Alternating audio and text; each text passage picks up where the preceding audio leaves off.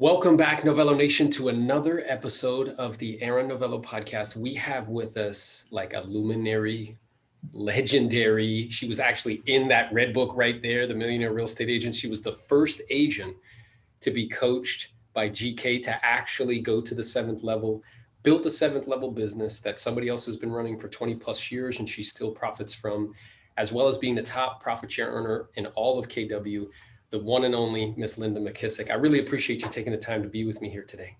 Oh, my pleasure, Aaron. Thank you for that nice introduction. I'm just going to have you introduce me all the time. For sure. So I think, I always like to bring people to the platform that I believe would add tremendous value. And you have just this wealth of knowledge. So I know people are going to get a lot out of our time together. So I think what would be a good place to begin is like your journey into real estate, because you've gone not only from being like a top producing agent to then transitioning into seventh level, then transitioning to owning market centers. So you've really done this evolution that a lot of agents aspire to. So talk to us a little bit about that. Sure, absolutely. Well, Aaron, my journey began in my it was probably my middle 20s when my husband, I always like to say, sometimes the graduallys and suddenlies in life really wake us up, right? And it's usually the suddenly that does the jolting awake. And that's what happened in the late 80s, early 90s. The economy in Texas just crashed. Now, I always like to say, I'm in my middle 20s. I don't even know what the word economy means at that point. Is it a good one? Is it a bad one? I have no idea. I'm just trying to figure out who am I and how do I make more than minimum wage? I mean, that's really all I was thinking about. And then all of a sudden, my husband starts sweating. He starts, not wanting to go to sleep at night. And when it finally, comes to the forefront, what's going on, we actually sold one of his businesses that he had. He was in the restaurant and nightclub business for $600,000 less than we owed against it. So one day we were not fine, but we looked like we were fine. And then the next day we're like $600,000 in debt and we don't even have the business anymore. So, he said to me, I need your help. I need you to go to work. Now, in the time, I didn't go to college. No one in my family had ever gone to college. So I didn't even think about college right out of high school. And so I wouldn't go back to college until Jimmy and I were married, and I'm trying to figure out how to make more than minimum wage. And he says to me one day, just go back to go to college. You've never gone to college. And so I'm pretty much halfway, a little more than halfway through college at this time, but I still am not figuring out anything that I think I can do that would make more than minimum wage. But, he knows I'm a hard worker because, I never shy away from hard work. And so he said, I need your help. I need you to help me get out of this mess. And I'm thinking, gosh, with the kind of money, what kind of money I've been able to make. And I think because I was at a loss, I always say I've been married 39 years now to Jimmy. I don't wake up every day and say, hey, Jimmy, what do you think I should do? I never do that. I do what the heck I think I should do, right? And it's usually opposite what he thinks I should do. I don't know. But I think because I was so overwhelmed and I had no idea how much money that really was. When he said that, I said, well, what do you think I should do? I'm a hard worker, but I mean, what in the world could I do to help you get out of this kind of hole, right? And he said, Linda, a mentor of mine told me a long time ago, if you want to make a lot of money, real estate is the way to do it. Now, I laugh today because I have since learned who that man was. He was actually a business person out of Dallas, and he was a real estate builder and developer. I don't think he said, you know what, here's how you get rich. Go find a wife, get her to sell houses, and you guys will be rich forever. But you know how when you tell someone something and by the time it gets to someone else, it's not really the same message? Yeah. That's what happened here. But I'm really thankful that Jimmy misunderstood because we didn't have any money to invest or develop at that time.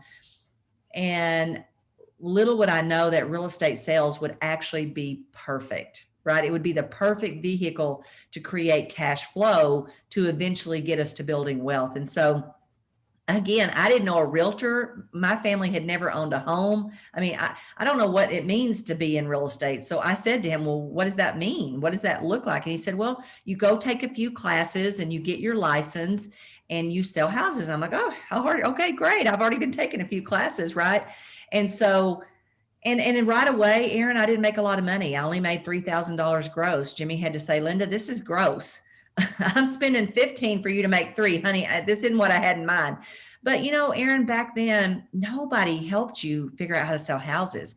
I mean, if you were at a real estate company, you were lucky if you got a week training before you started, and there was no training once you got into the companies, because there wasn't a training consulting company like Keller Williams that I would eventually join. So really you were on your own to try to figure this out.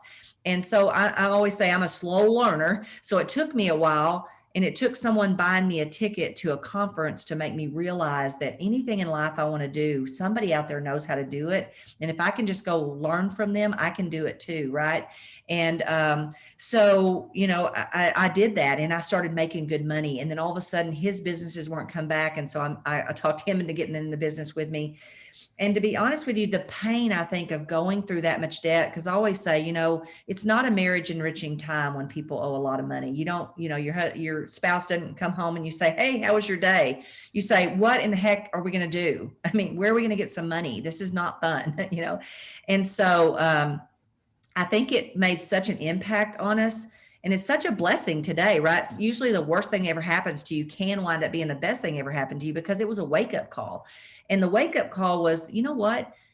Even selling houses, even though we're making lots of money, the economy can crash, markets can shift, disruptors can happen. You have to always be prepared as if that suddenly could be coming, and say, what is my gradually doing to prepare me for that, right? And so I think I'm thankful for that today, because it made me more aware of who are the people in the world that, man, when economies crash, they don't lose everything like we did. And I started reading books, and Jimmy started reading books. And the most impactful book we read was Robert Kiyosaki's second book, Cash Flow Quadrant. Rich Dad, Poor Dad is very enlightening. You probably have it on your shelf back there. But the truth is, the answer we needed was in there. And the page that jumped out to us was the page that talks about 95% of the world gets their money from the left side of the quadrant, meaning their employees are self-employed, and 5%, the people that don't have to worry so much about the suddenlies, are people that make money from businesses and investments. Now you got to understand where we were at the time, Aaron. Businesses didn't sound very good to us, because first of all, we didn't see real estate as a business. We saw it as a job opportunity. We saw it as an income opportunity. So businesses didn't sound very good, because we had gotten so burnt from Jimmy's businesses. But we thought, okay, but surely we can do investing, right? I'm selling houses, so how hard can it be to buy some, right? So, and I always believe that once you make a decision and you pick a number, in this case, we wanted to make $250,000 passively a year. And we thought, if we can do that, then whatever we make on income will just be other money. And that money will be there someday when we want the freedom or option to work only because we want to, right? And so we put that little plan together. We worked it backwards on how many houses we'd have to buy. And it was 20 houses free and clear. And we used Jimmy's age, because he's about 9 years older than me. So we said, by the time you're 60, we want 250,000 coming in passively, right? And so 20 houses is free and clear, buy them over the next 5 years, pay them off over the next 15, boom, we're there, right? And so, I believe the good Lord, for me, once I make a decision and I make a plan, he's going to show me the opportunities that have actually been there all along, but I hadn't been committed enough to start to see them, right? So now we're committed. Sure enough, I go on an appointment. The house is in terrible shape, got foundation issues. The people don't want to put it on the market. They want to sell to an investor. And so I thought, oh, here it is. Here's our first opportunity. Ran home all excited, said, Jimmy, I think we can make 15,000 on this house. We got to do it. He very quickly looked at me and said, have you forgotten? We are climbing out of $600,000 worth of debt. There's no bank going to loan us any money. And if you haven't noticed, we don't have any money. And I thought, oh crap, I hate that. So went to sleep that night, woke up the next morning with my builder's name on my brain. And I thought, you know what? Lou Kraft will do this with me. And I went to him, and sure enough, he trusted me. I trusted him. So he bought our first 3 investment properties with us. And we picked real estate investing. And we thought, honestly, that would be the only thing we'd ever do. So got busy building a real estate practice, wanted to build the biggest practice I possibly could. I wanted to be number one. I wanted to be the number one person people thought about in my city. And I just got really busy doing that. And then one day, about 12 years in the business, I have one of those really, really bad days. And I always say, if you haven't had one of these yet, it's coming. It's the one that's so bad that you go to your desk drawer and you find that old resume that's in there somewhere, and you pull it out and you go, is there anything else I could do? I mean, surely there's, and thank God that that resume that was in that drawer was the one that made me minimum wage, because I thought, oh, I forgot. I'm doing this because over here I can only make minimum wage, and over here I can make a whole lot more money. So I put that back in the drawer, dusted myself off, dried my tears, and thought, okay, but I'm going to work harder on wealth building. Now I'm the number one agent in my city. I'm in the top 1/4% in the country. I'm doing about 200 transactions a year. I said, okay, somebody has been bugging the crap out of me about this profit share thing at Keller Williams. I'm going to find somebody who's smart about it, and I'm going to actually treat that as a business. And that really is how my brain shifted, and I just wanting to get to wealth building faster and than all the houses we were getting and paying off. And so that's when I really said, okay, I'm going to learn this profit share opportunity that's here at Keller Williams. And I, got challenged in my top agent mastermind with Gary to put a pro forma together. He challenged just all of us in the room to go get another business besides your real estate practice and do a pro forma if you were going to create multiple streams of income in your life besides your real estate sales. What would those be? And so by the time it got around to me, there was nothing left. Insurance was taken, home inspection was taken, mortgage was taken, title was taken. I'm like, well, what am I going to pick? Right? Shame on me picking the last seat today. And Gary leaned over to me and said, you know what, Linda, you've been wanting to understand Keller Williams profit share. Why don't you volunteer to do a pro forma on that profit share? Now, you got to understand, I had no idea where the money came from. But anything sounds good 4 months out, right? Sign me up 4 months out. Yeah, I got plenty of time, right? And then I immediately thought, oh crap, I don't know who even gives you this money. So I knew nothing. And but I'm not going to show back up in front of my peers and present a pro forma that doesn't sound intelligent, right? So that forced me to go out and say, how does this work? And if I did want to do it, and I'm a big goal setter, so if I decide to do something, I try to usually set a pretty big goal. So this time I set $1 million goal. I want to make $1 million. Now, nobody had made $1 million at this point. No one knew if you could even make $1 million. But if anybody could, I was going to do it. And so I found the person that could help me understand how to figure out how much money you could make, how many people you'd have to sponsor, and all that stuff. And sure enough, the pro forma came out, get 20 people, help 20, get 5,000 total. Now this was back in the probably late 90s when I started doing this. And it wouldn't come out exactly that way, but by that time, who cares, right? You're well on your way. And it took me about another, I wrote a check in 2007 and decided I needed a visual. So I put that in front of me that said Linda Mckissack, $1 million, signed by Gary Keller from the Keller Williams Profit Share Program. And I looked at it for another 8 years. Every day I'd walk by it. And in that 8th year, we hit $1.1 million. In the 7th year after that, we hit 996,000, I think. And so by the next time we overshoot and make the $1.1 million. And so I think, by doing that pro forma, again, it was that pro forma that kicked me into action, just like that first, pro forma and goal setting kicked me into action to find our first investment property. And that's why I always tell people to start. We have a worksheet called the Freedom Number Worksheet. And I always say, start there because the number will kind of start you on the path to putting the activities together and then to be able to see the opportunities that you can't see.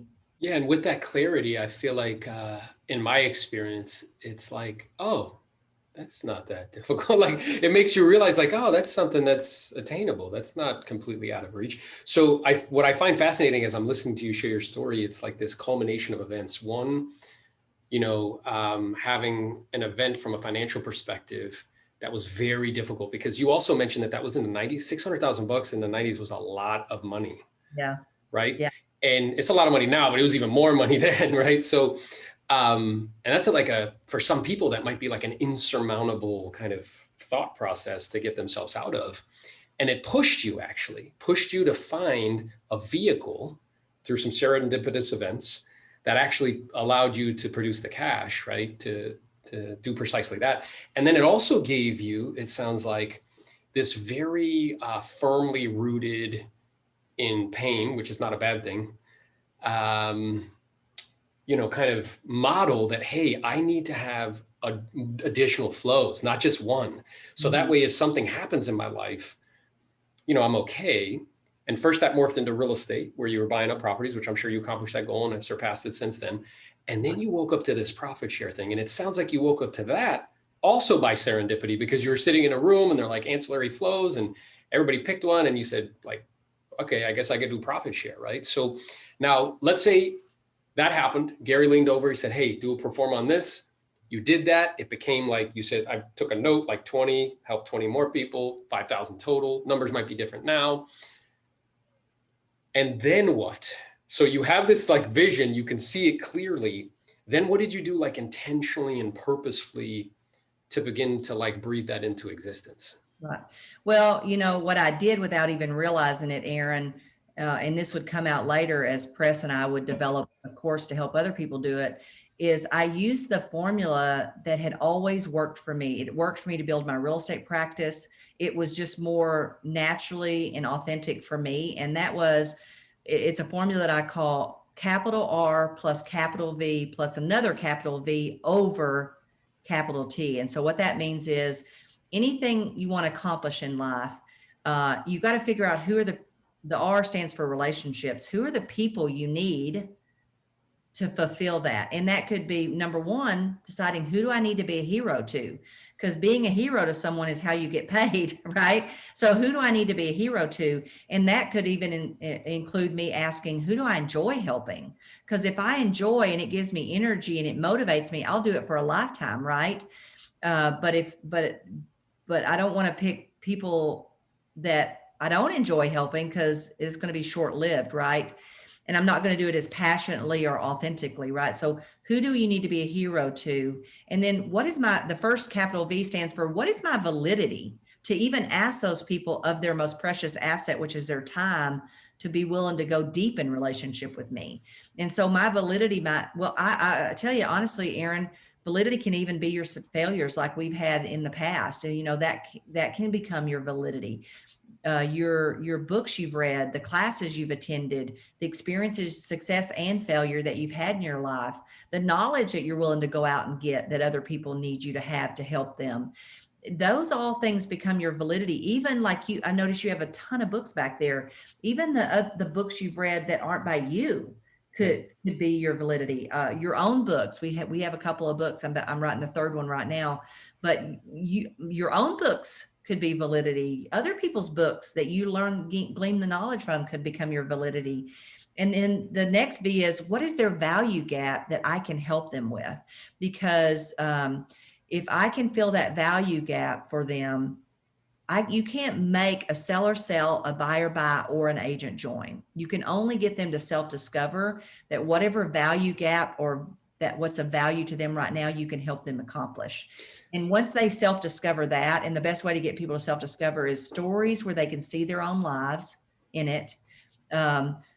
Experientially is the best, where I can get you to experience it rather than me try to tell you all about it, or great questions that make you think yourself about what it is you need, right? And so if I know that, number one, I stop feeling like I can make people do something I can't make them do, because we don't like to do things that feels like it's to someone, but we love to do things that feel like they're for someone. So if I'm not trying to make someone do something I can't make them do anyway, and I have to tell you, I think I'm a pretty darn good salesperson, but I'm very clear. I know I can't do, I can only help them self-discover. And then, so that brings the bottom part of the formula, which is that T for time. It's always their timing. It's never mine. All I can do is get clarity around the realistic time frame they have, and not, bet my farm on the fact that I need them to make this decision or do this in 30 days when they're going to take a year or they're going to take 6 months. Right. So, to me, I just kind of naturally did that formula, because that's how I built my real estate practice to over 200 transactions a year. Is I found the people that I needed to be a hero to. I can continually increase my validity, and the language you use, the knowledge, how confident you sound. I just recorded a all inclusive online class on how to be a listing agent. And, so much of what I told him in there is the confident person is the one that wins it. Right. And so how do we build your confidence in there. And because when you're confident, people believe you and they sense when you're not confident, right? And so my knowledge is going to make me confident and increase my validity. And so, I just followed that formula, Aaron, and it worked. I never asked someone to join Keller Williams. I literally helped them self-discover that they were the dreams and goals that they had could be better attained here. And once they discovered that, it was easy. I didn't have to twist their arm or sell them or anything. And I think the same thing happens with anything, any service you're trying to sell, whether it's your real estate service or whatever. I think it's the same formula. Yeah, I think I heard you say, which I mentioned on a clubhouse that I was on recently, that people don't do what you want them to do. They do what they self-discover. Mm-hmm. And our job is to, be present enough and focused enough on them, right? Letting go of the outcome and ask very kind of piercing surgical questions to help them to self-discover. And then once they do, they'll make the decision that they feel is in their best interest, anyway. So you started doing this, you started implementing this formula, you started, all of this happening. And what do you say to people who are like, well, Linda, you got in at the beginning, you were one of the first ones to do this. It wouldn't work for me. What would be your response to that? What if you're wrong? When would you like to find out that you're wrong? Mm-hmm. You didn't do anything about it. And so what I do now, Aaron, is I tell a story about a young guy that has been my son's friend since they were 3 years old. And it truly is the rich dad, poor dad story. If you ever read that story in there where the friend always wanted to hang out with the rich dad's family, right? And this kid, he has great family. However, he really gravitated to our family. He loved he went on trips with us. He just loved our lifestyle. He loved the conversations we had. And so when he grew up, he went to college and he got a real estate degree, right? And when he gets out of college, he doesn't like selling real estate, but he remembers that we talked about investing in properties and how do you have to build wealth and put your money to work for you. And he saw our lifestyle change over all those years because we were doing those things. I mean, he was the recipient of getting to go on some of those cool trips that we could do and stuff like that. And he also loved the profit share. And so those are the two things he works on. He builds his profit share. He's been working on it for a little over 3 years. He's making, this year he's on target for over $50,000. Awesome. And he's 20 something years old. And he couldn't have worked and saved and invested enough money to do that in that short period of time. So I say to them, let Nick be your proof, because I don't want you to get to, later on down the line and go, man, that was a wrong belief that held me back, that cost me a lot. And so what if you're wrong? And you are wrong, right? Because Gary believes that the number one profit share earner may not even be with our company. And so whether it's profit share or something else that you're not doing, don't let that be a reason why you don't give it a try or give it an effort. And so I think Nick is living proof. He's making way more money in a way shorter period of time than we ever did. It took us a long time to get to that. And what I really love too is that, you guys served your family did really as an example for him. And then you provided him an opportunity, which is a really beautiful thing, right? Very much so changing the trajectory or course of his life. So, and what I'm also interested in too, to get your perspective on is, what I've been sharing, as I have a coaching and training company, and I have the good fortune of coaching some of the top agents throughout the country. And one of the things we've been talking about is vertically integrating, because what I'm seeing is happening. You mentioned how the game is changing. I'm seeing that happening. I'm seeing the cost of sale go up. I'm seeing net get compressed, and vertical integration seems to be the way to go. So in your mind, for me, profit share fits perfectly into vertical integration. It makes up for the compression of that. Is that how you see it as well? Well, yes. And here, and the reason I'm hesitating is because none of my motives were ever thinking about, well, I guess it was thinking about compressing. I was thinking about a crash, and that's a fast compression, right? Yeah. Yes, for me, it was always plan B in case plan A didn't work out. And let's just go ahead and have plan C, D, and E. I've always been a believer in um, preparing for the suddenlies. And I think because suddenly happened so early in my life, it taught me that they are there and that they do happen, and you don't know what they're going to look like. You don't know if it's a disruptor in your industry. You don't know if it's an economy.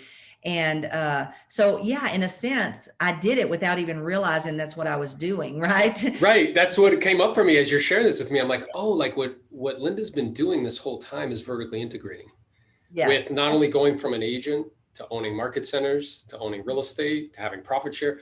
All of that is vertical integration. So then we have multiple flows. So if there is any disruption, it's like an inconvenience, but it's not, it doesn't change your life one way or the other. And also, Aaron, I don't, the reason I hesitate about that, because I think that was subliminally in my mind, knowing that things could compress.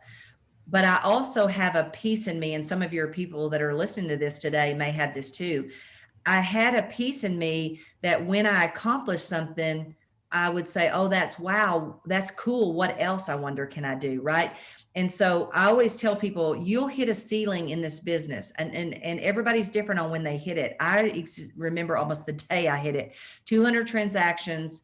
I had everything farmed out except taking about 200 listings a year. And I know that's hard for people to believe in the market that we're in now, but let the market shift and you'll understand. But taking 200 listings a year, I had all the freedom that I could have. And freedom is something that my soul woke up when I was 18 years old, and I had my first job that someone got for me that was an 8 to 5 job. Now I worked my all through high school, but they were jobs like go in at 5, get off at 10 because you're going to school. And that didn't feel like the same box that this new job out of high school my friend got for me was 8 to 5. So I always laugh and say, so I got out of that job and went to real estate where you go in way before 8, you get off way after 5, right? But honestly, Aaron, that was my soul talking to me and saying, Linda, freedom will be a super motivator for you. It will be so important to you that you will spend your life when something feels like a constriction to get out of it and find that the freedom, right? How do I get that accomplished and have the freedom? So I think two things were going on. One, the pain of going through that, yes, always was there, but looking up and saying, wow, how do I get more freedom? How do I go to the next level? This isn't very challenging like it used to be. What's a new challenge? And so sometimes it's kind of the way the person is wired. I think I've heard it put like this from one of my coaches. There's two types of entrepreneur. There's the entrepreneur that is making more money than they ever made in their life. And they think, man, this is great. Now, what else can I do community wise and golf wise and all those things? And nothing's wrong with that. Don't get me wrong. And then there's the other entrepreneur that says, oh, wow, that was great. Now I wonder what else I can accomplish. And they're just wired that way, right? So it's important to know, because if I'm bringing, wealth determiners or people in my life to help me build something, I need to make sure they're that other kind. If they're not the kind that's just going to get to a dollar amount and say, oh, this is great, I don't need to do anything else. We can't depend on them as a team if that's the way we're going to be. So I think I'm wired that way. I'm looking for the next pioneering opportunity. I'm also kind of sick. I don't like it when things are easy. I kind of like them when they're hard. And my coach, Dan Sullivan, will say there's a difference between a multiplier and a simplifier. A multiplier has to keep multiplying, right? I just want to go figure out how to make something else and how to do something else. And then there's the person that says, wow, this is way too complicated. Let me spend all my time on simplifying it. And I am definitely a multiplier. And I think that's part of what my constant, okay, got this to a certain level. I don't really like it as much when it gets to a certain level. And the good news is my husband does. So he kind of start doing the simplifying. But if I didn't have him simplifying, I would need a simplifier in my life to clean up all the messes I'm making along the way. Yeah, I've heard it in the book Rocket Fuel, just with different words like a visionary and an integrator. Right. Right. And what's interesting about what you just said, it's like, I feel like it's a kindred like spirit, where it's like, I had a very similar experience getting to 200 deals, did that 2 years in a row, and then looked around and was like, okay. And then we started the training and consulting company. Now we're getting into, with your help, building a downline that's meaningful, just constantly multiplying. And what I'm aware of is, I don't know, it's very difficult to explain that to other people, because they'll say to you, like, Linda, like, what are you doing? Like, you could just rest or relax. You're like, nope, that's just the way I am. Like, it's built into me. Right. Yeah. And if you have kids, one of the great books I tell everybody to share with young kids early on is a book called Dream Giver by I want to say it's Bruce Wilkinson. And the reason I say give that, because people come from their limitations and their fears, and they try to give them to you, not in a bad way. They don't mean to. And sometimes it's your family. But I remember years ago, my sister, who's very important to me, wired completely different than me, thank God, because now together we're a great team. But she would say to me, Linda, I mean, why do you got to do all these things? Why can't you just be, happy with what you have? And just to her, I wasn't happy. I was looking for something else. But what she didn't realize is that's just how I'm wired, right? And I always tease and say, well, two things. One, it only took me 2 first-class tickets to Hawaii for her to make her stop asking me why it is you do all these things you do. She has stopped. But now she says, I don't know what the heck you do, but go do more of it, right? Yeah. But I reached out to Gary one day and I said, Gary, I really struggle. I struggle, one, with people saying it to me, but I also struggle when I have other people say, well, you know what, I'm just kind of happy right here where I'm at. And I'm like, I'm happy where I'm at, where I'm going, right? And so he wrote back the sweetest message, and it helped me so much. He said, you know what, Linda, life is about becoming. And the way you become is you get up every day and you try to achieve. Sports teams don't win one Super Bowl and quit. They go back out on the practice field and they see who else they can become. And I realized, oh, that's so true. I've really loved who I have become more than anything else. In all the journey and the trying and the achieving, what I value the most is the person I've become from doing it all, right? And so I think we have to appreciate, number one, the different strengths that people have and that they think differently, and not necessarily think our way is the only way.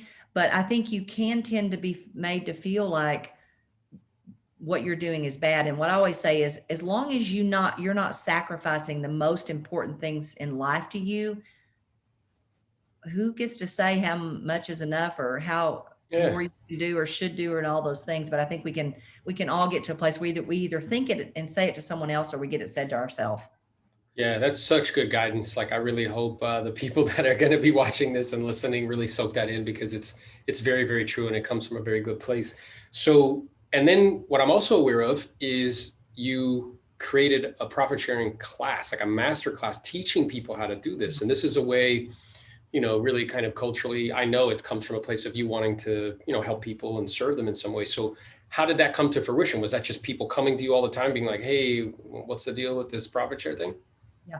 Well, yeah. And more demand on my time to, help offices, which I still do. I still do that some, but offices want me to speak here or come there and talk, and you only have so much time. Honestly, you do. You gotta, how do I reach more people?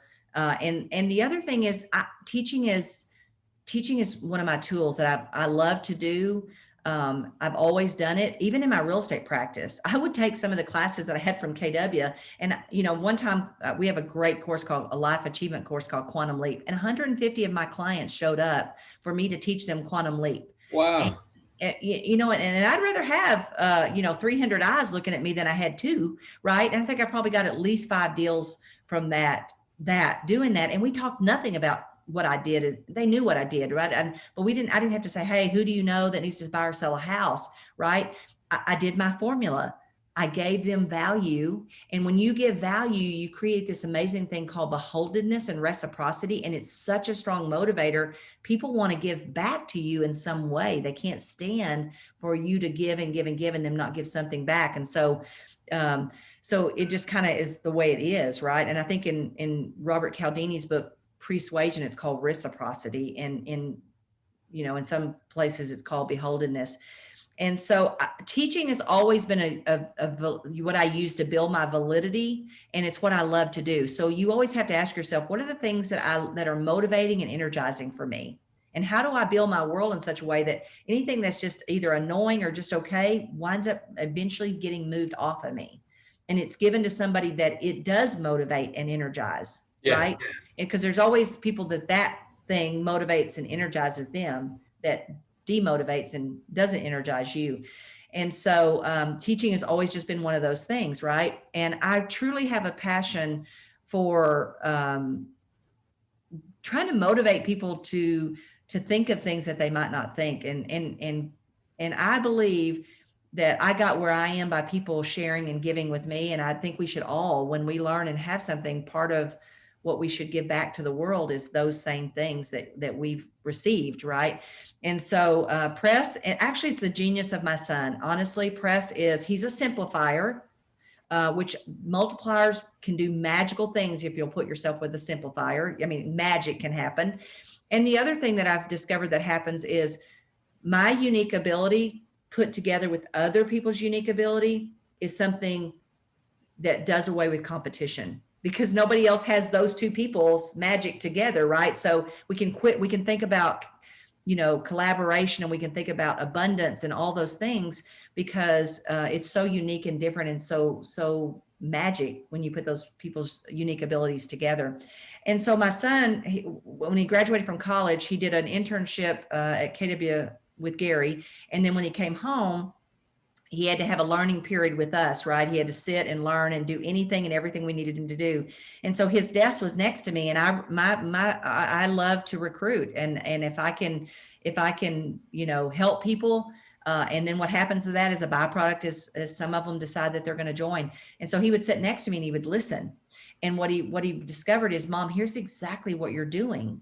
And so, sometimes what you do so uniquely is so easy for you. You think it's easy for someone else, and you get where you can't even see it in yourself. So sometimes you have to have other people help you see your uniqueness and your gifts.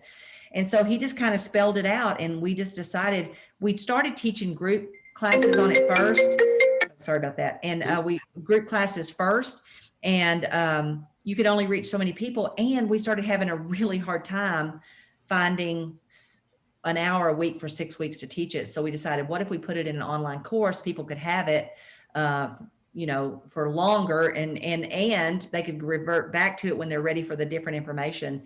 And then we add our monthly calls with it, which is where we're having the most fun. Like, people go through the online course, and then once a month they jump on a call with us. And honestly, we had no idea how much fun that part was going to be, but we love doing it. So it saves my time. It reaches more people, and it just gives back, in a way that if I can help people understand this great gift and take advantage of it, wow, it can change their life and their family's life. I always ask them all the time, what happens if your kids grow up and realize there was a profit share program that was willable to your heirs? This press would have been real mad. You would have been super mad. And what I can tell you is that what Linda is saying is, not only is it accurate, but it's extremely genuine and authentic, because she will take the time to speak to you, provided that she has the time, and share with you, what she knows, which is awesome, because that's an embodiment of culture and who she is, sort of thing. So, okay. So moving forward for Miss Linda Mckissack, you've already accomplished all this stuff. You're in that super famous book, the Bible of the real estate game, with all the models on how to scale and build a 7th level business. You've done that. You've owned, a whole region. You've done profit share at a super high level, now teaching other people. So I'm curious to see your vision moving forward. Like, what are your goals and objectives? What are you thinking at the moment? Well, one thing that's changed is I don't know, this is really weird. I no longer need, okay, we need this many more houses this year, or this many more vacation rentals this year, or this much more profit share this year. I don't necessarily do that. I just get up every day and be the best at whatever it is we're working on. Because what I've found, Aaron, is when you bring value to the world, the money just shows up, and you can't keep it. You can't keep it down, right? So we are doing the things that we absolutely love, right?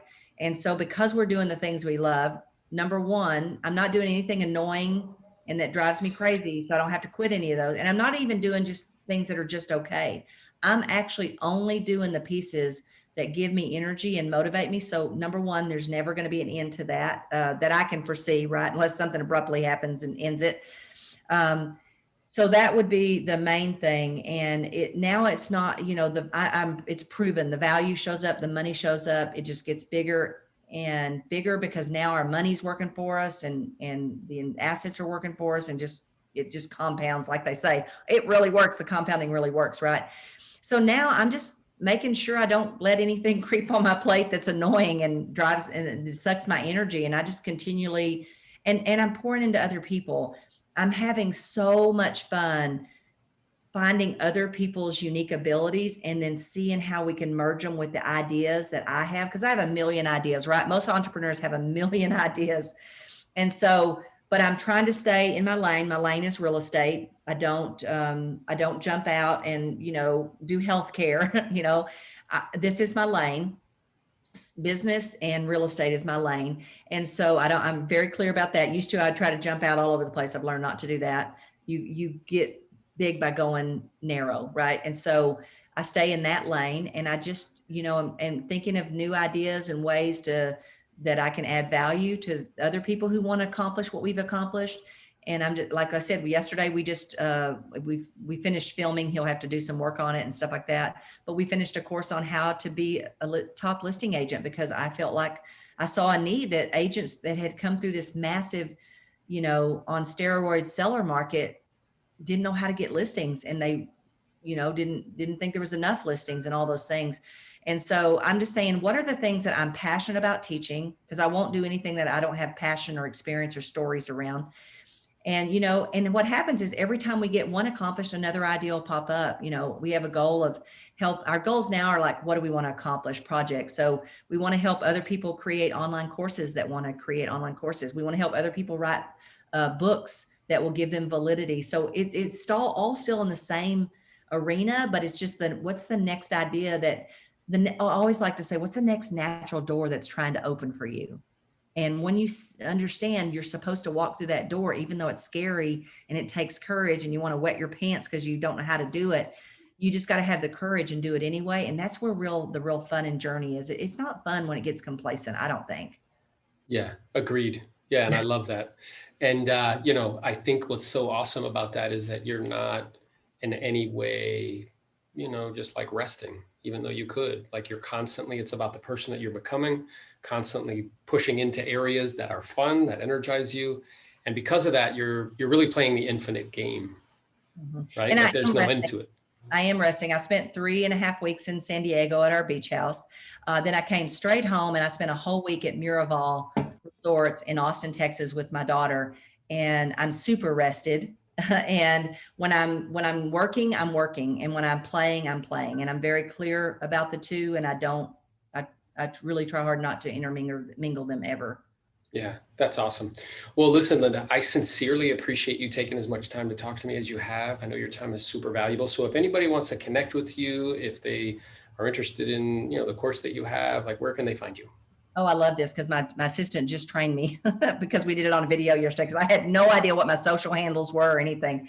But you can reach out to me and this is on Facebook and Instagram at Mckissack, Mckissack, Linda.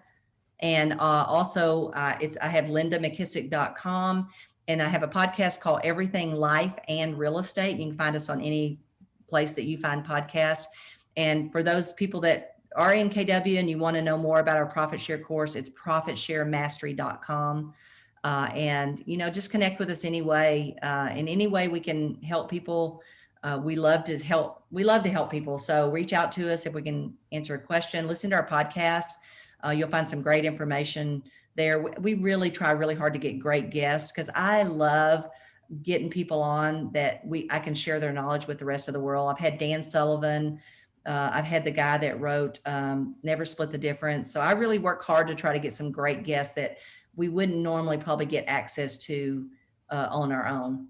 Yeah, that's fantastic. And again, they are super awesome human beings. I can attest to that, and it'll be worth your time, energy, and effort to connect. So again, appreciate it greatly. If you guys have enjoyed this episode, be sure to subscribe, hit the like button. And thank you for taking the time, Linda. Look forward to reconnecting soon. My pleasure. Thank you, Aaron. My pleasure.